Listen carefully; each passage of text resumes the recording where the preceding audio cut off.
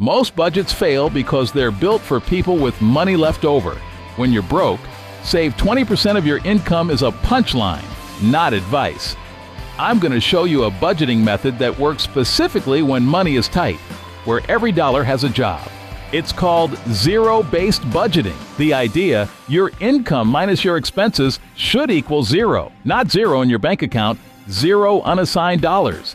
Every dollar gets a job before the month starts, so you tell your money where to go instead of wondering where it went.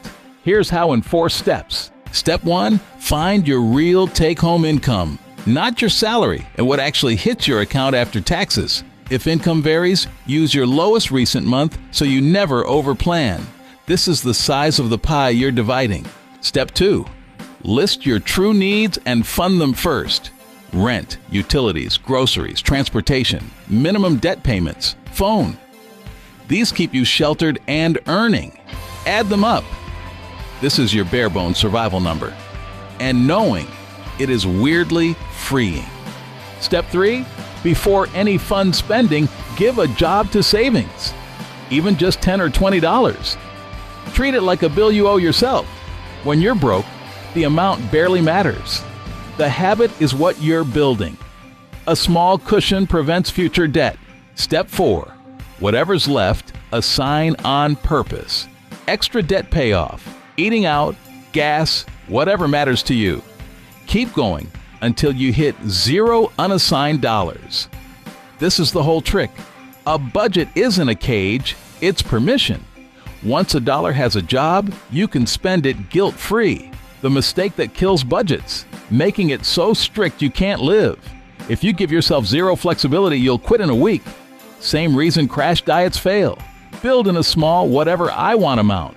A budget you follow beats a perfect one you abandon. That's another lesson school skipped. And there are way more on the way. Hit subscribe and ring the bell so you don't miss them.